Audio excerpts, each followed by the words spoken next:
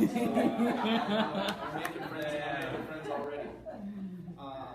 No, but you know, my family, my parents both teachers. They grew up there. They're in the same house as I was born in, right next door to the house where my dad was born in, and it's a small town. I'm kind of the first one to have big city. From there, let's see, is this working here? We're already.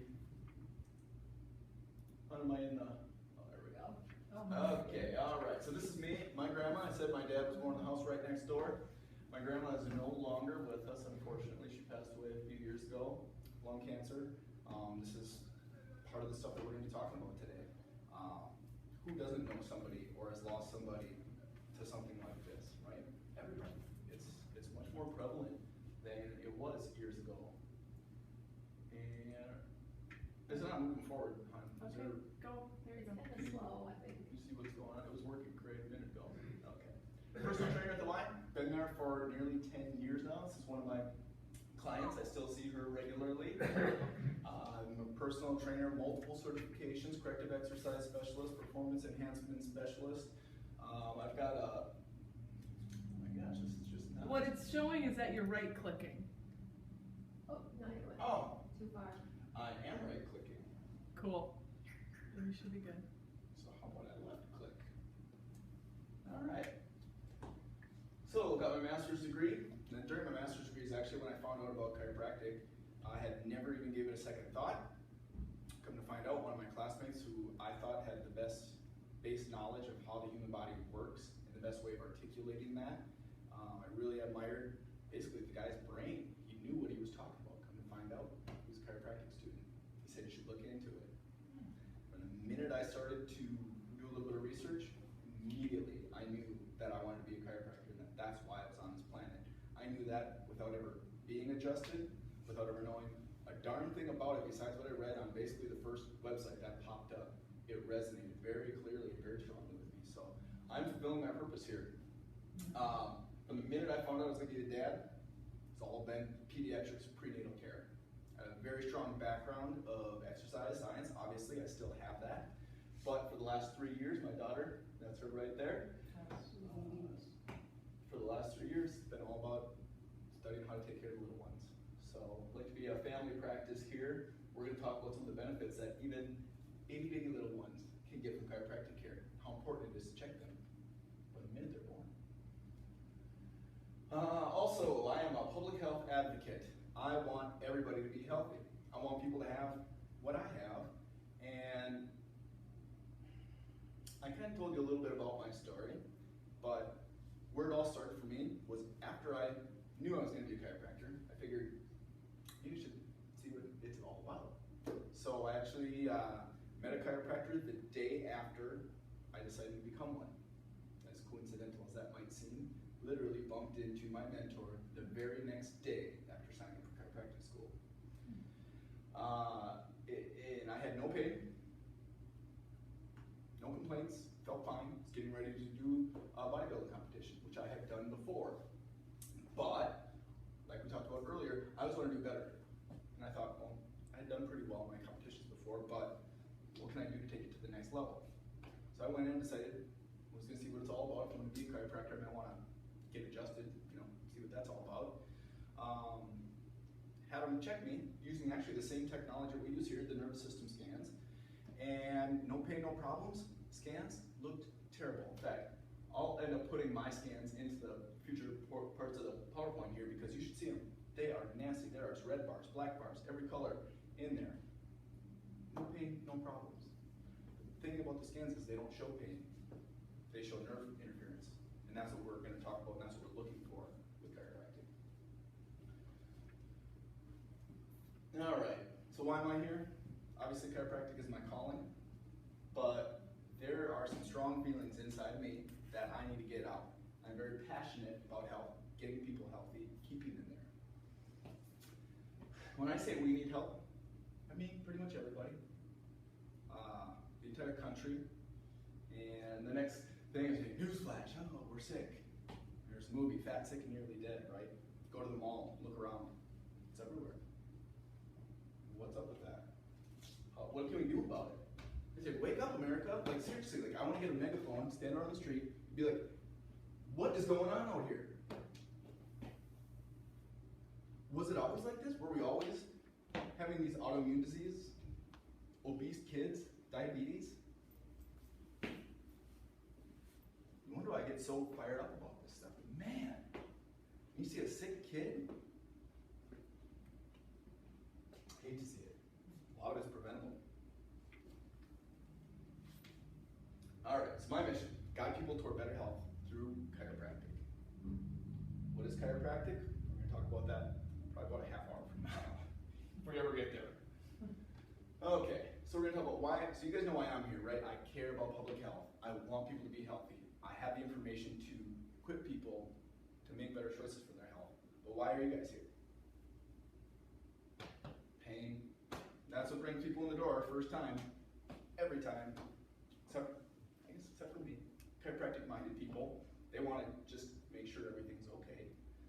I love chiropractic-minded people, but nobody stumbles through the door and says, hey, I feel great, but could you just check my nervous system to make sure my body's working properly? Nobody does that. So for that reason, I am thankful for pain, because it gets people into the door, gets an introduction to this crazy thing called chiropractic. Get it? But pain's not the only reason why people come. What are symptoms? Right? Getting sick a lot. I get kids coming out with ear infections, illnesses, constipation, all sorts of issues, other issues, but there's almost always an issue. There's some reason why people are coming here. And I like it, the better I can understand your reasons why you're here, the better I can help. If it's just purely for pain, well great, that's step one, we'll get you out of pain. But we're going to talk about more. What's more than pain? Going beyond pain, other symptoms, function of the body. We'll talk about how the body functions, how it's organized. There's other reasons, performance, right? Maybe you're not in pain, or maybe you got out of pain, but we're active and we want to stay active. Awesome, we can help with that too. Maybe we don't know why we're here. All right, so we got relief, resolution. Okay, so we're going to talk about pain. Pain is the first thing that gets people in the door, but the only problem is, usually, the problem was occurring before you felt pain. It needed to reach a certain threshold in your brain before you could even perceive it. Okay? And the same thing is, pain's going to go away before the problem is fully resolved. So as soon as that pain threshold goes below that conscious ability to perceive it, you think you're pain-free, you think you're fine. But the problem is still there. It's the iceberg effect, right? The tip of the iceberg is sticking above the water, but you can't see all the rest of it that's underneath it. People rely way too much on pain, and pain is a terrible indicator of how well you're doing. You can have a ton of pain and not be that messed up. You could have no pain and be really messed up. So I want to get people away from using this whole pain as an indicator thing. Pain is not a good indicator. It is unreliable. We have different pain thresholds. Some people, women, have very high pain thresholds. People like me whine anytime they get a little sore. That's fine.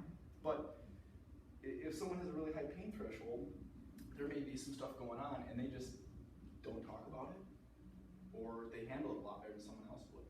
So we got to get away from using pain, and we got to look for correcting the problem. Okay. So the problem, and from a chiropractic perspective, it's usually nerve interference. A lot of times that nerve interference is to do with the misalignment in the spine. We'll talk about other ways that you get nerve interference aside from spinal misalignment. But optimal function is where we want. Best quality of life that we can get, more energy. Like, we want to be at our very best. That's what I hope to lead everyone to, is wanting to be here so that they can be the best version of yourself that you can be. All right, so we can get there. Oh man, we're all going to be doing really, really well. So, okay, we got pain, symptoms, other problems, but why are you really here? Okay, all right. What do you mean, why are you really here? How about you get some answers? What is health? How do we know if we're healthy? How do we know if we lost it? How do we get it back? What is chiropractic? What is an adjustment? What is a subluxation? Does anyone here know what a subluxation is? Or be willing to take a stab at it? Okay, it's tough. You got it? No. Okay. No, but so the thing is, if you guys are coming here, coming to chiropractor, and the main thing a chiropractor looks for is subluxation, but you guys don't know what subluxation even is. There's some disconnect here. So part of subluxation. Subluxation. Yes. That's just that misalignment, isn't it? It's a part of it, yeah. So there's no general consensus about exactly what is a subluxation. There's no single definition that is accepted by everybody. But to make a long story short, it's nerve interference. It's nerve interference. We're going to talk about something a little bit later. It's called the safety pin cycle. It's an analogy about how the brain and the body communicate to each other. And the problem is, something will happen to cause nerve interference. And that nerve interference will have some sort of an effect on the body and its overall health. And that's what subluxation is. Nerve interference having an effect on health. Right? That's the only thing as a chiropractor that I look for. I don't diagnose lateral epicondylitis, I don't diagnose the ear infection, I don't diagnose sciatica, I don't diagnose anything, any one thing, subluxation, nerve interference. That's all I care about. I care about you guys, I care about your symptoms, whatever, but I really care about nerve interference and that your bodies are working at their best. Oh boy, this is going over an hour. All right, now I will zip through some of these, but some of this stuff is important to talk about. All right, so we want answers to some of these questions. We want solutions too, right? We want results. We're going to get these answers. We're going to get the solutions today, all right? But a lot of times people come here to get their life back, return to normal activities, get back to gardening without pain, get back to the gym without pain, get back to whatever we were doing without pain. But again, we want to take it further than the pain thing and talk about the optimal health and well-being. This is wellness. This is healthy lifestyle. Fully experience life. When your nervous system is working at 100%, you can smell it 100%, you can see it 100%, you can hear it 100%, you can digest it 100%, you can grow and heal at 100% when your nervous system is at 100%. When your nervous system is not at 100%, any of those functions can be impaired. If you fully experience life, you can be a better husband, father, mother, wife, sibling, brother. You're just better. You can better take care of your loved ones. You're going to be more pleasant around your loved ones, right? Right there it is. You're going to enhance the lives of others when you're more pleasant to be around because you're functioning better, you're feeling better, and everything else. We talk about what's most important to you. What are your values? You guys are lucky I'm not pressing you to actually write them down right now. I will have a talk about mindset where we actually will dig in. We're going to talk about our values, our beliefs. We're going to touch on it today, but we're not going to dig into it. But we got to agree here that people live their lives based on their values and their beliefs, and that dictates their behaviors and the actions and the choices that they make. It all depends on what's most important to you. Everyone's got something different. Family, friends, fitness, whatever it may be. We all have different lists. But not only is it important to identify what are the values and most important things to us, but to prioritize them. What is the most important thing to you? Is it your family? Is it God? What is it? What about health? Where does health rank? How high is that on your list of values? I hope it's high. If it's not, maybe we can talk about it and bring it back up a little bit. But that's your choice. Health. All right. Who here wants to be healthy? Anyone? Two? Everybody? Okay, clip art. Clip art. Yeah, Right go there. for the win. Everyone wants to be healthy, right? We can agree on that? Okay. So what is health? And hands go down. All right. What is health? Anyone want to take a shot at it? What is health? Is it feeling good? I got no pain, so I'm healthy. You make your body functioning. Body's functioning at 100%. Oh, did you see the slides that went on earlier? With a copy. Okay, yeah, he didn't spend too much time hanging out with me. So, according to the World Health Organization, I do not like this definition, but I'm going to put it up there because we're going to define it. Health is a complete state of physical, mental, and social well-being, and not merely the absence of health or infirmity. Okay, complete state of well-being, got it.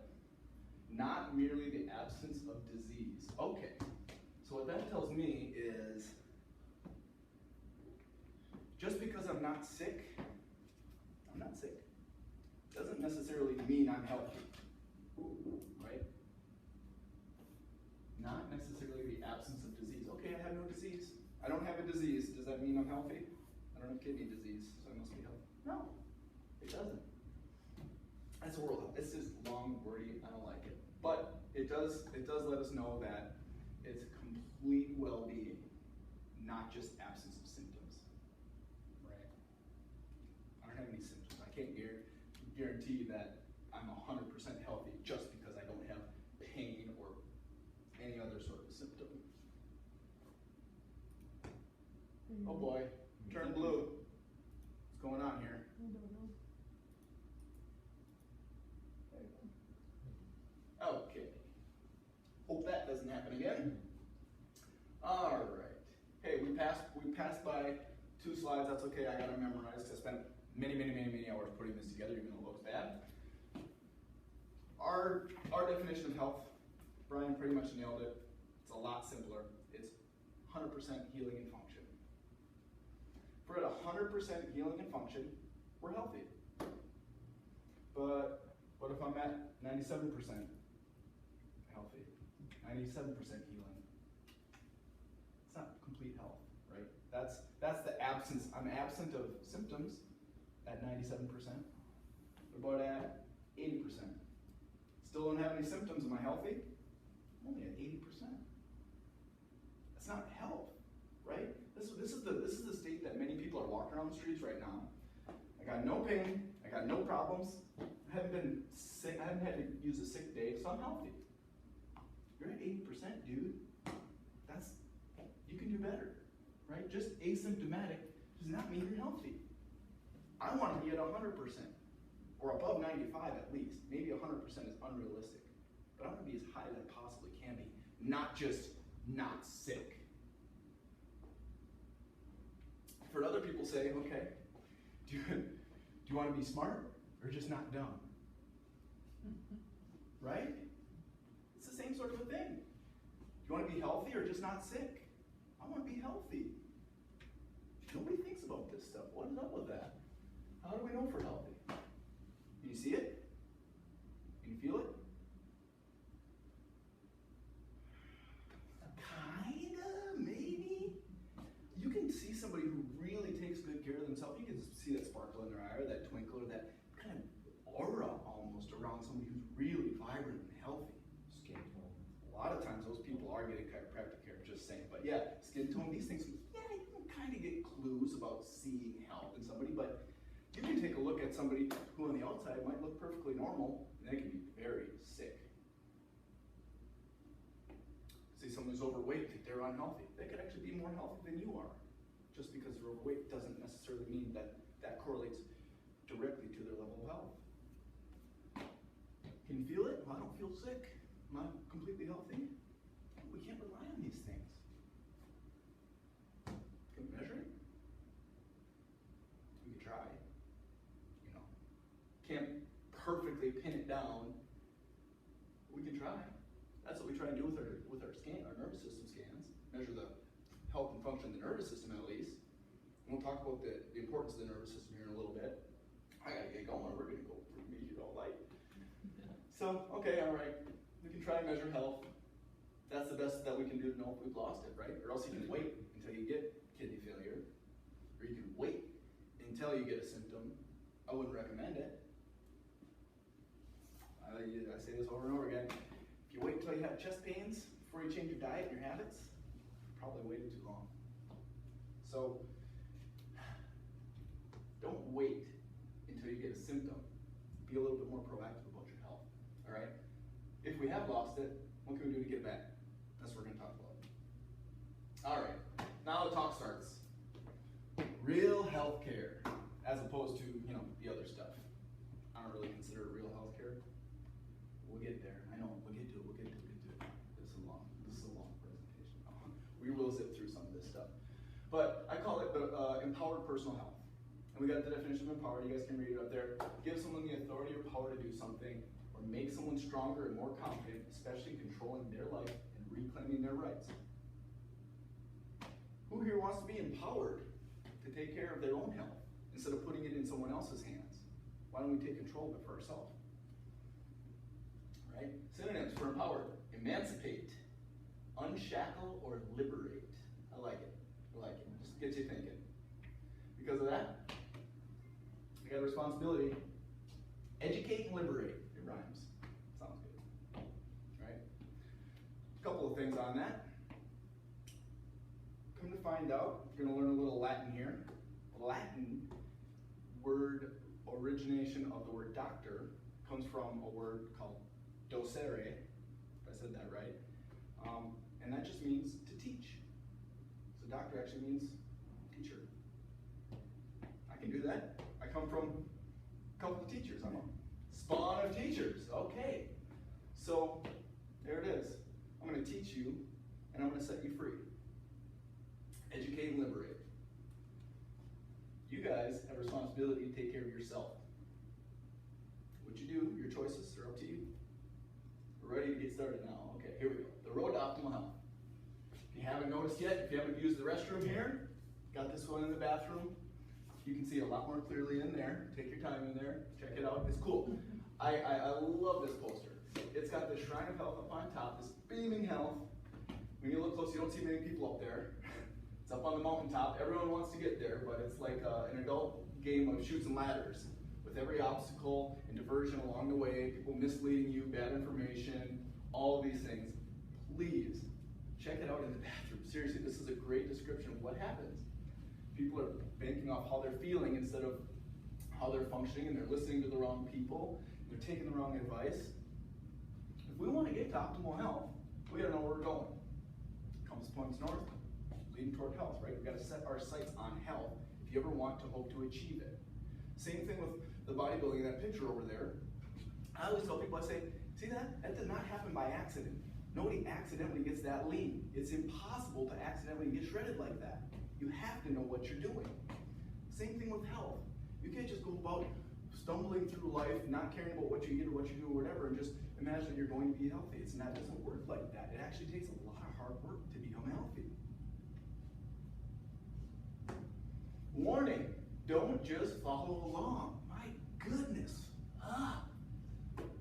People, sheeple. You heard that term before? Sheeple? Sheep who just passively just follow along. We're being herded by somebody else. Now these aren't sheep, they're lemmings. Whatever, same difference. But you see that. You follow the wrong people, you can get misled. The blind leading the blind, jumping off the cliff. My goodness, just be careful. Be careful who you follow, okay? Don't just follow Dr. Oz, please. Okay, so if we're not just following along, well, how do we get there? How do we know which way to turn? Where to go?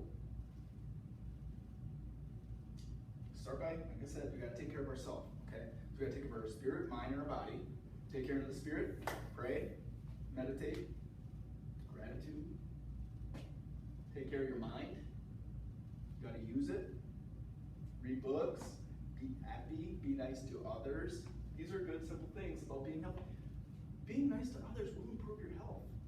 You can measure the chemicals in your blood when you do an act. Your serotonin goes up. A kind act. That's good for your health. Take care of your body, right? Work out, we all do it. Check. Drink water, got it. Eat good foods. Okay. We all know this. We got to take care of ourselves. No one can do it for you. No one can put those healthy foods in your mouth. Nobody can do the workout for you. Even if a trainer can't do your workout for you, you got to do it yourself. Health, yourself.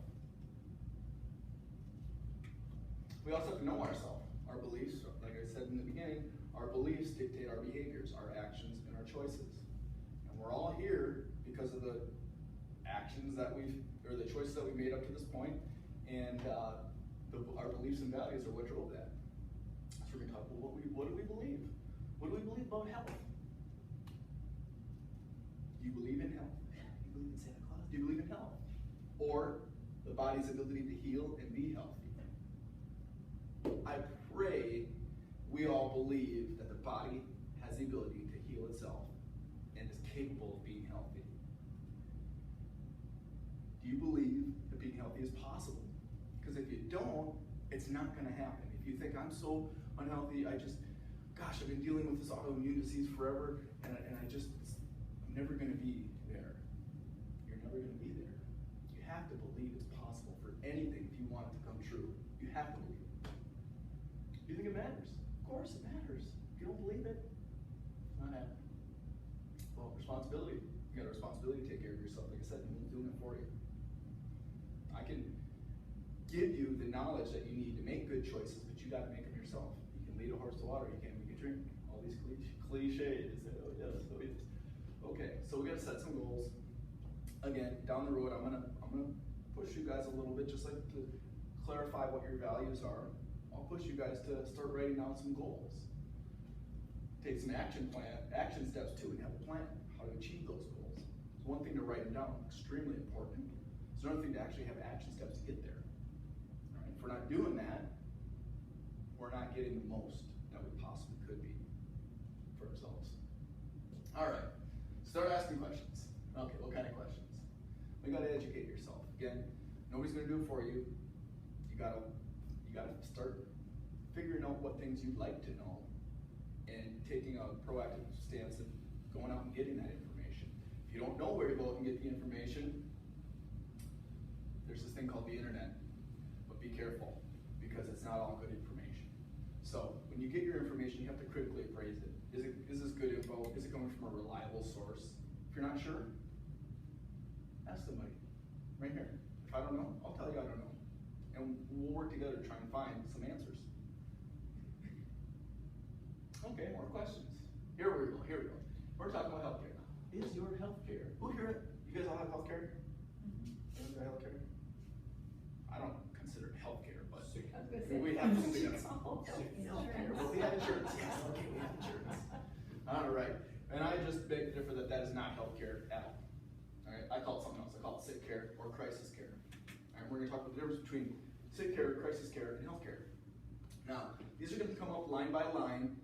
I wish we could just hide one side and we'll cover the one, but we'll take it as it comes. There's lots of stuff here. So, we've got the medical approach versus the chiropractic approach. Completely different. There is very few things that are similar to these two approaches. The medical, another way of calling it the allopathic approach. All right? So the medical approach, they use drugs and surgery. Those are their tools. All right? That's good. If you need a surgery, you want a medical doctor to do it. It's great crisis care. Chiropractic's tools, right here. We do adjustments by hand. Medical, they try and heal you from the outside, right? They put a cream or a lotion or a pill or something from outside your body, a band-aid, a bandage. It's healing from something from outside your body trying to heal you. Chiropractic's different. Your body heals itself. We all agree on that. Your body has the ability to heal and be healthy. It does it by itself. That's how it works. You have everything that you need to be healthy. Your body does the work. Medical system. It's the best crisis care in the world. In the whole entire world. If you need an emergency procedure done, you want it done here. You don't want to go down to Mexico to try and have some important surgery done. Our standard here is much, much higher, much, much better, right? But outside of crisis care, our health as a country, in the industrialized world, we rank in the 30-something. Not number one like we are at everything else. We are number one, USA, number one. But in health, why are we in the 30s of the industrialized nations? The 30s for our health, because of our diabetes, our obesity, our autoimmune disease, all these other things. We are not healthy. That stinks for a country's number one. We got something wrong. There's some disconnect here with the healthcare system. It's not healthcare. It's because we wait until we have a symptom to get checked. Symptom-based. They don't want to see you until you have a fever, until you're puking. They don't want to see you until you broke your arm, or until whatever symptom is occurring. Ours isn't symptom-based. We don't wait for symptoms. All right? When I first went to the chiropractor, I had all these problems in my spine. I had 0 symptoms. But as soon as I saw that garbage that was going on in my scans, I wanted it gone. It's preventative. Don't wait until that garbage turns into heart disease or turns into kidney disease. We're looking for the cause of it. Again, medical system, disease focused, we're health focused. So if you want something, focus on it. We talk about, whatever, let's pick a top, cancer. All right, so we can choose to focus on all of the people that it's killing and all of the negative stuff about it, or we can focus on the survivors, spontaneous remission. Let's focus on health.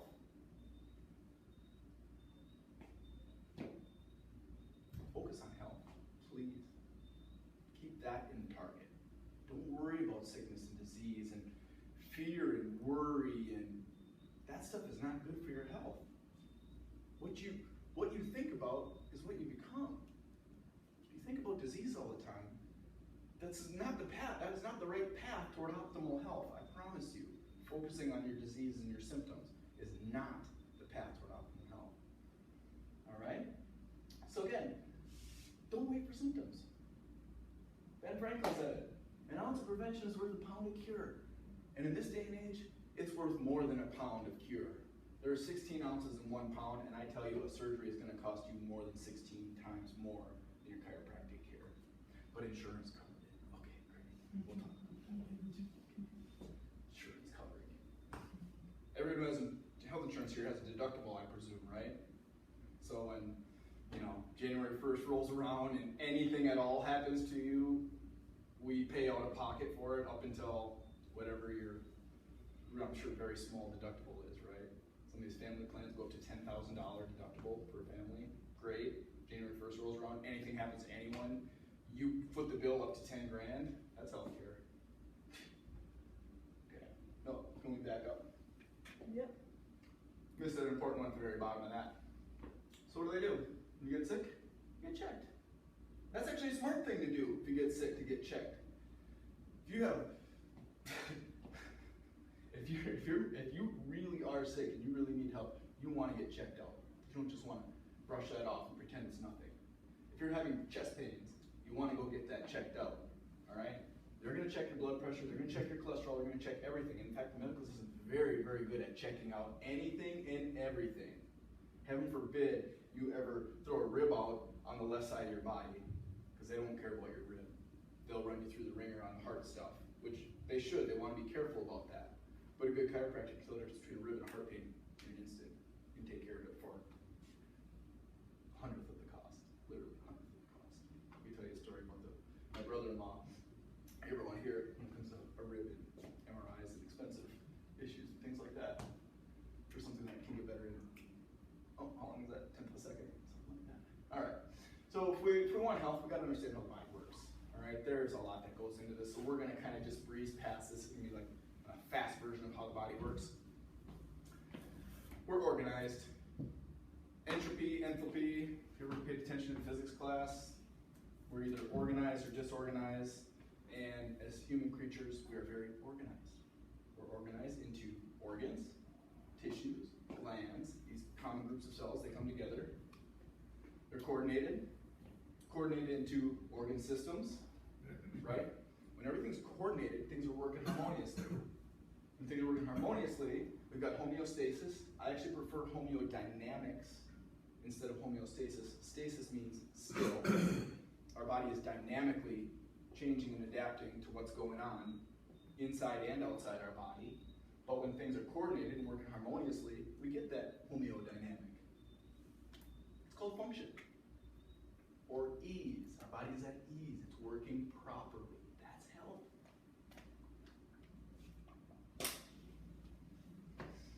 So we got all these organs, organ systems working together, and they're coordinated. Interesting.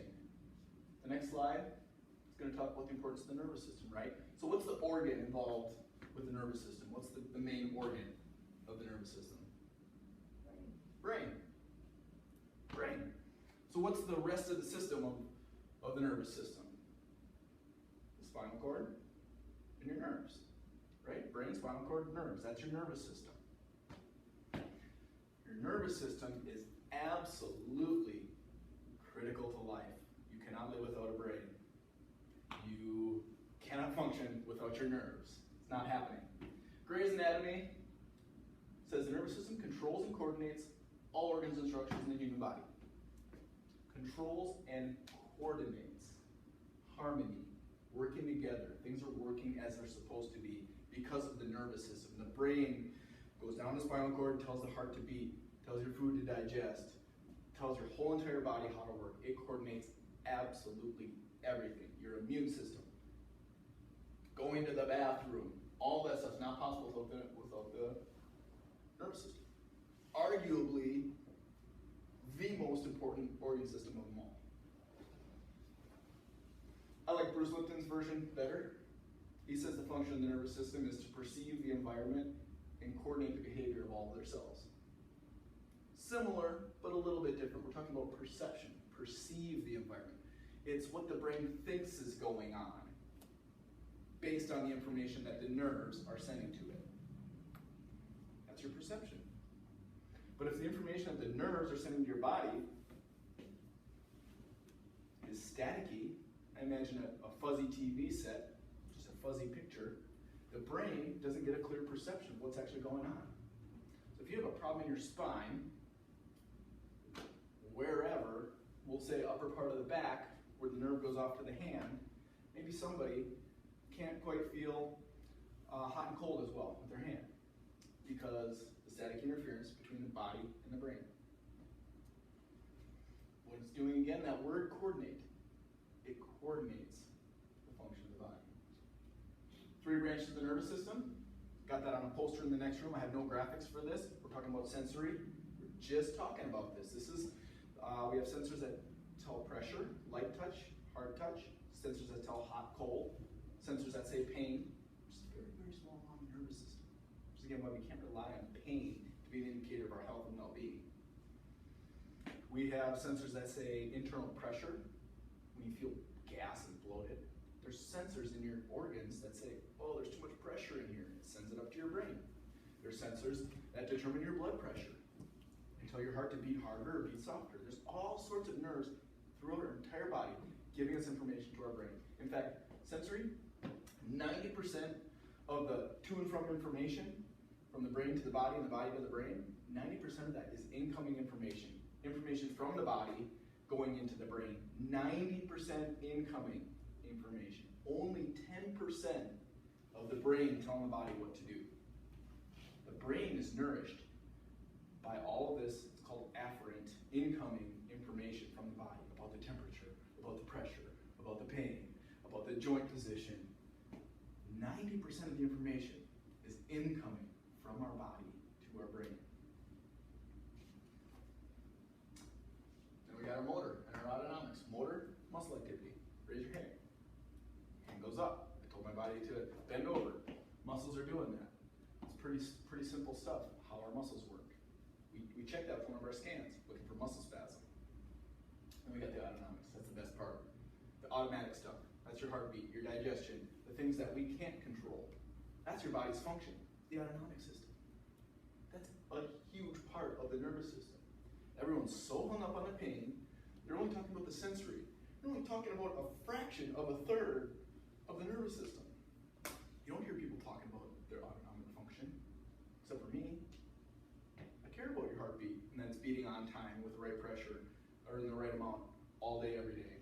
I care about your digestive system.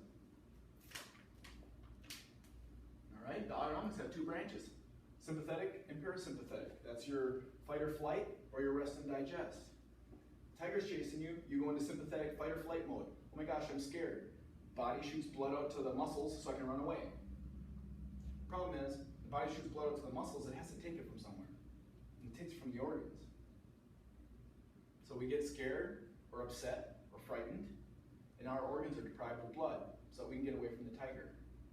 The problem is, caveman days, tiger would come around only every once in a while. But in this day and age, we're stressed 24/7. You're stressed out when you get in the car to go to work, when the boss starts talking to you. You're stressed out when you get home and the significant other starts talking to you, or the kid starts crying, and you got the bills to pay, and stress. Sympathetic nervous system, fight or flight, blood going out to the body, not to the organs. And we wonder why our organs aren't that healthy. Because they're not getting any blood. Because we're stressed. Parasympathetics, fight or flight. I'm sorry, the rest and digest. That's when you go to bed at night. Your body heals and recovers. That's a good part of the nervous system that's very underactive on people. Chiropractors know where those nerves are in the spine. Sympathetic nervous system lives from, oh here, let me show you on this guy. From T1 to T12. Right in here live the fight or flight nerves. The rest and digest part of the nervous system lives in the cranium, C1, and the sacrum. So if somebody's stressed out to the max, I'm going to be checking up top and down bottom real close to try and calm that nervous system down. You get some of these kids, ADD, ADHD, bouncing off the walls. You don't want to be pounding in the middle part of their back, making them go even more crazy. You want to calm them down by treating certain parts of the nervous system. Only a chiropractor would know that. Oh, can we go back? Yep. So we got the safety pin analogy. Look at that, now I gave 133 slides. Oh my gosh, it's just 133 clicks. Safety pin cycle, okay. That's brain body. It's as simple as that. Top of the safety pin is your brain, bottom's your body. What we want is everything talking to itself in a nice cycle. That's the coordination, the harmony, the homeostasis, the ease, the health that we want. Brain tells the body to do something, body responds properly, sends the information back to the brain, everything's good to go. Right? A force, somebody tapped my arm, touched the tissue, went to the nerve, went up to the spinal cord, went into the brain perceived that information the best that it could, and then did something about it, responded. The brain responds, sends that information back down the spinal cord, out the spinal nerves, out to the organ tissues and glands. That's how it works. Brain body, it's a continuous loop. We want to feed that cycle. What happens? Something goes wrong. Sum it up in one word: stress. Stress is the source of all of our problems. There's different types of stress though. There's physical stress, there's chemical stress. Physical stuff, that's easy. Slipped on the ice, bumped your butt, kid fell off the couch, hard workout, too much bending, too much running, too much whatever. We all know physical stress. That's simple. That's easy stuff. Chemical stuff. Well, people don't think about that too often, but I'm here to tell you, after a long night of drinking, that puts a burden on your liver, and you can find that on those scans. After a hard night of drinking, you scan somebody, the area of the spine that goes up to the liver gets lit up. So the liver is busy processing all those toxins in the body. Who would have thought drinking alcohol could give me a subluxation? Can. Chemical toxins. Same thing going over eating McDonald's. Bad food, it's a poison to your body. Your body has to process that. That is a stress on the nervous system. Your digestive system has to work harder to break down. Your liver and kidneys have to break harder to break that down. Body has to repair the gut lining after how bad all that gluten and MSG harmed it. It's a stress on the nervous system. Obviously, there's other chemical toxins. There's cigarettes, smoke, drugs. There's perfumes, household cleaners, air pollution, water pollution. There's tons of chemical stresses that we live in. BPA in our plastic water bottles. The list goes on and on and on. Thoughts and emotions. It's a stress on the nervous system. Just like doing an act of kindness can raise your serotonin levels, anger will do the same for your other hormones. Jealousy, resentment, fear, all that stuff has an effect on the nervous system. Stress, job stress, home stress, all that stuff affects the nervous system. You can measure those chemicals in your blood. Cause and effect. Every cause has an effect. Every action has an equal and opposite reaction. All of them. Ask Newton. Right? Everything has an effect. All this stress has an effect on the nervous system. Every time.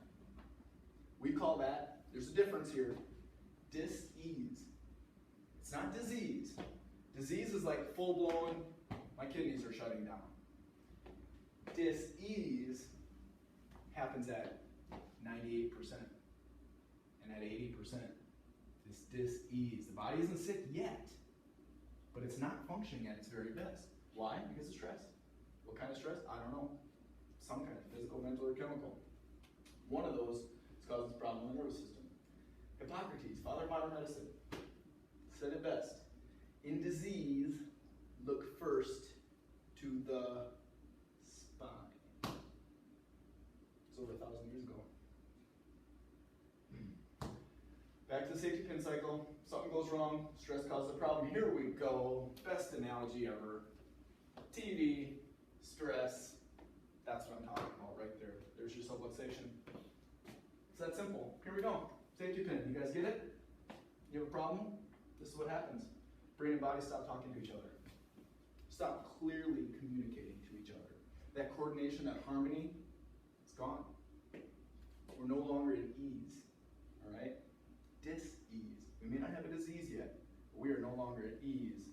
When we have stress causing interference on the nervous system, every cause has an effect. What is the effect? It's impaired function. You can't get stressed out and not have it have an effect on the function of your body. You cannot, it can't happen. So what is chiropractic?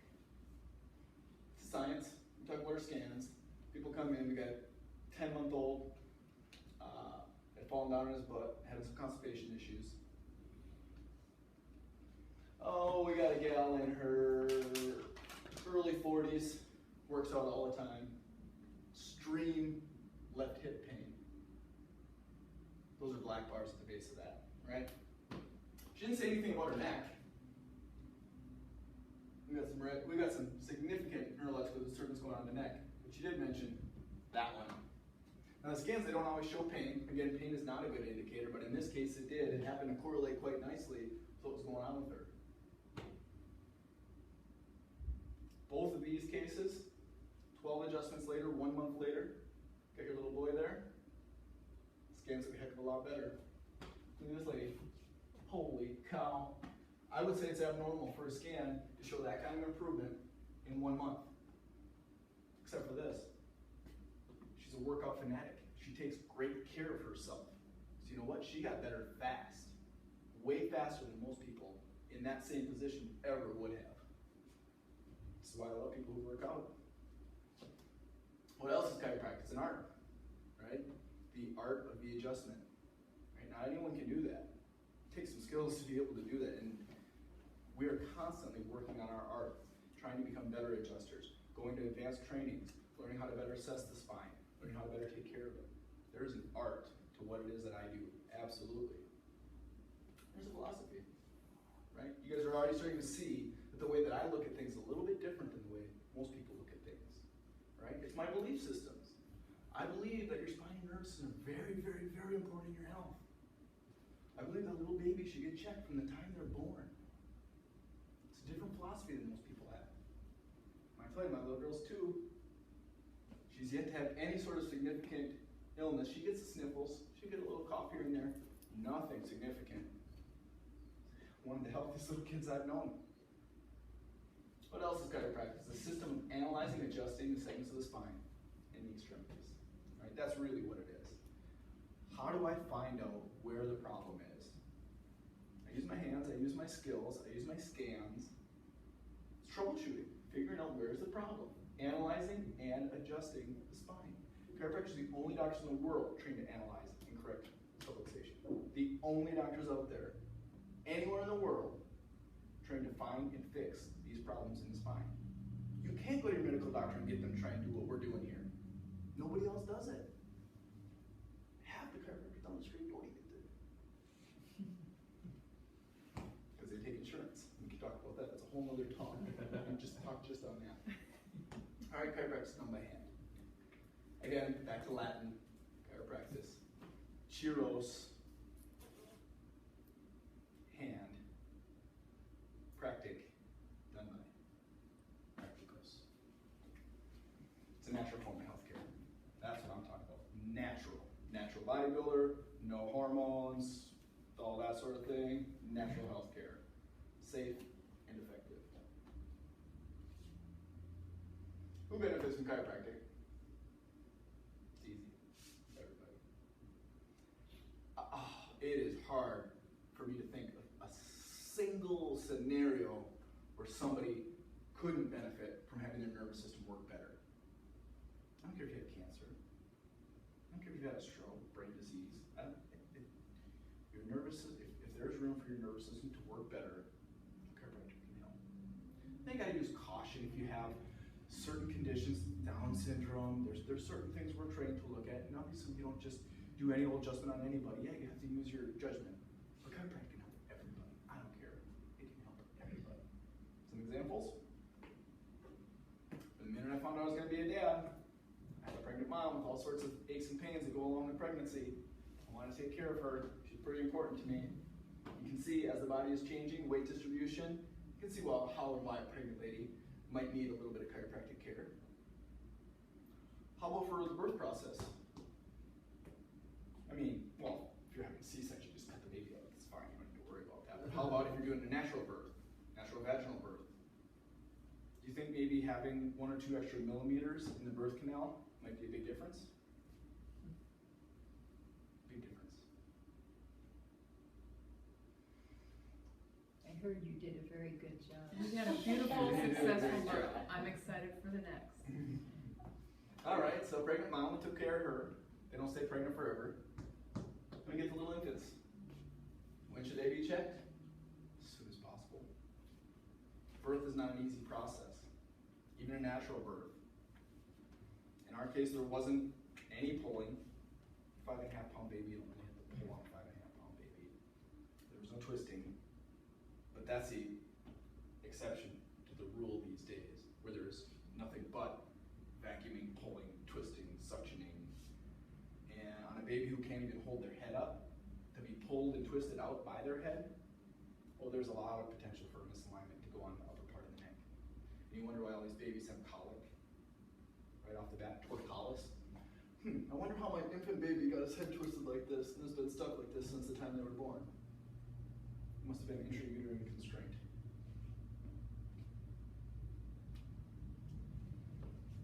Or injury due to the birth process. Nobody wants to admit to that. Children. 1 to 2 year old learn how to walk, falling on their butt every 5 seconds. Right on the sacrum. Right where the nerves come out to help you poop. And what do all these kids have that they're dealing with? Constipation. You're falling on their butt all the time. It only makes sense. All sorts of other issues too, falling off the couch, falling off the bed, falling off the counter. Kids are falling everywhere. They're not easy on their bodies. They're incredibly resilient, thank God. Adolescents, yeah, they need help too, and have a good picture of an adolescent. Athletes, all right, athletes, they need benefits. Performance, right? Who wouldn't play better when their body's moving better? Usain Bolt, fastest man alive, got adjusted immediately before breaking the world record, fastest human ever to be on this planet. Virtually every Olympic athlete has their own personal chiropractor at the Olympic Games. Any athlete at the top of their sport has a chiropractor. Bodybuilders, Phil Heath, Mr. Olympia, credited his first Mr. Olympia to his chiropractor. People who are active, people who are sedentary, people who are sick, people who are healthy. Like I said, everybody can benefit from chiropractic care. Absolutely everybody. What are these benefits? Oh my gosh, how long do you guys have? There's a lot of benefits. Let's start with the basics. Improve quality of life. People come to chiropractor, they're experiencing their life better, their bodies are working better, life is better. They ask people, there's questionnaires they fill out. They take non-chiropractic population, chiropractic population, guess who's got a better life? Chiropractic population. Same thing for illness. There's studies out there. I'll find them if you want me to. If you don't believe me, I'll find them. They sample the general population in health outcomes. So they do it for adults, they do it for kids as well. Chiropractic kids have better health than the rest of the American population. It's a fact. Better energy. We find this on the scans. I can find that on a scan easily. If I run the muscle activity scan down somebody and I'm finding really, really high readings, that means your muscles are spasming all day long to try and correct for all these misalignments that are in your spine. At the end of the day, you're going to be tired when your muscles are working twice as hard as they need to stabilize your spine. You're going to have fatigue. And when we get rid of those problems, you're going to have more energy. Who doesn't want that? Better sleep? Misalignments, particularly in the neck. They say it's like Metallica playing in your brain while you're trying to sleep. You got just death metal, drums, and all this stuff. We can't sleep. We can't focus. We can't concentrate. It's just a bunch of garbage, staticky interference.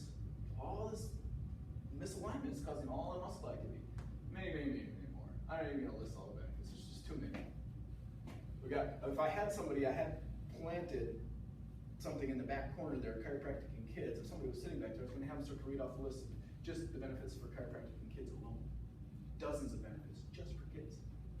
Behind me, I got another dozen benefits for pregnancy. We already talked about that stuff, though. That's fine. Plus, we're probably going over on our time.